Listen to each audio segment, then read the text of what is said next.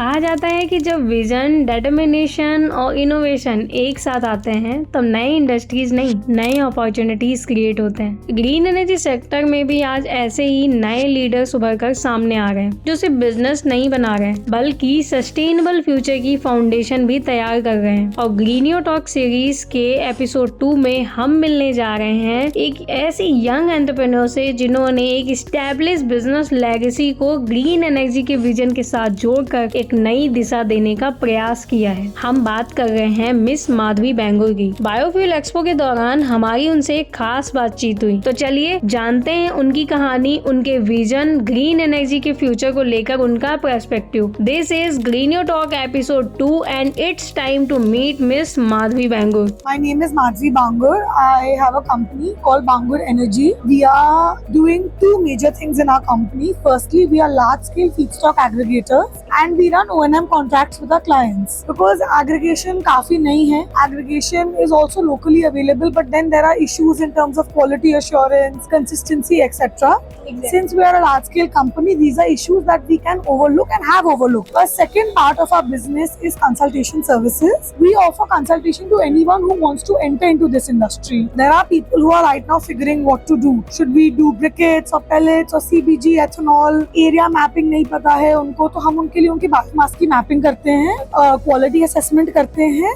First, make some sort of a project feasibility report. Once that is done, we start with an entire turnkey solution where we help them, we guide them towards the right machinery, right type of biomass, etc. And a second part of our consultation unit is that we assist people or companies who have industrial sized boilers to transition from coal to renewable energy. We want to break that feeling that coal is cheaper or it's more easier to use. If you have a good team, if you have people who are understanding it, that will not be an issue. Bangur I think अलग-अलग segments में already है, but biomass में हमने first time इसको देखा है। इस industry में एंटर करने का मोटिवेशन कहाँ से मिला? ऐसा क्या आपको दिखा कि आपको लगा कि मुझे भी इसमें बेंगलुरु को आना चाहिए? For me, I think it was that since I have always seen raw materials procurement and it's pan-India. As a kid also, I have traveled across the country, seen that this business happens here, that business happens here.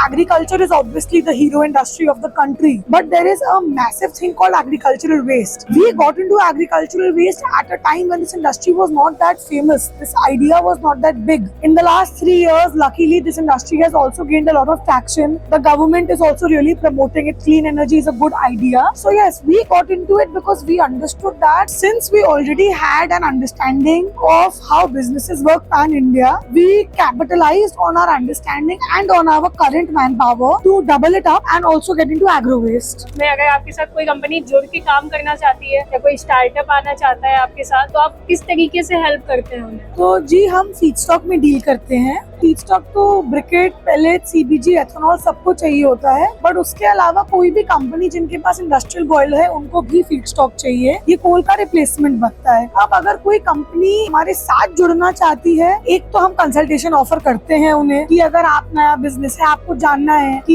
इस industry में क्या करें नहीं करें, हमारे लिए ये viable है कि नहीं है, हम वो सर्विस देते हैं। अगर कोई हमारे साथ काम करना चाहती है तो यस, हम फीडस्टॉक प्रोक्योर भी करते हैं, उन्हें सप्लाई भी करते हैं एंड पैन इंडिया टीम भी है, हमारा काम भी बढ़ता है। तो यस, हम किसी न किसी वे में ऑनबोर्ड तो कर ही सकते हैं अलग अलग बिजनेसेस। अगर कोई इंसान इसकी सोर्सिंग में हमें सेल भी करना चाहता है तो पराली हो, राइसास को, मस्टर्ड हो, कुछ भी हो, हम बाय कर सकते हैं क्वालिटी असेसमेंट के बाद।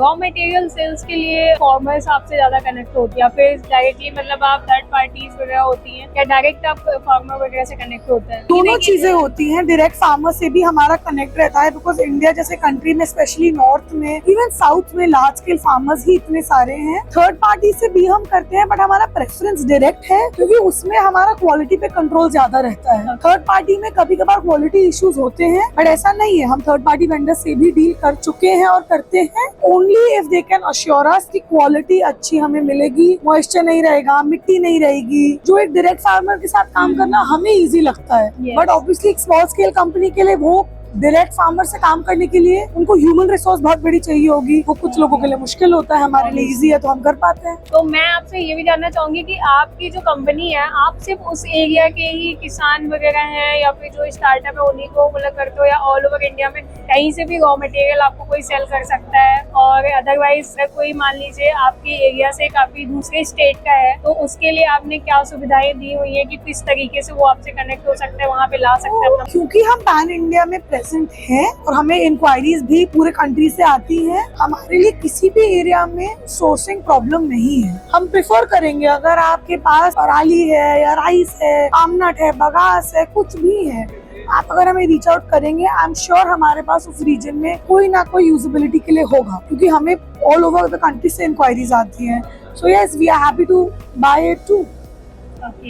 उम्मीद है आपको बैंगलोर एनर्जी के साथ हमारी छोटी सी डिस्कशन काफी पसंद आई होगी। अगर आपके मन में कोई ऐसे सवाल हैं जो आप इंडस्ट्री के एक्सपर्ट्स के द्वारा सुनना चाहते हैं तो आप हमें कमेंट सेक्शन में जरूर बताएं, क्योंकि ग्रीनियो टॉक सीरीज का मकसद है आपके उन सभी सवालों के जवाब लेकर आना जिनको आप जानना चाहते हैं। तो नेक्स्ट एपिसोड के लिए आप ग्रीनियो टॉक को सब्सक्राइब करना मत भूलिएगा। मिलते हैं नए एपिसोड में नए एक्सपर्ट के साथ। Thank you.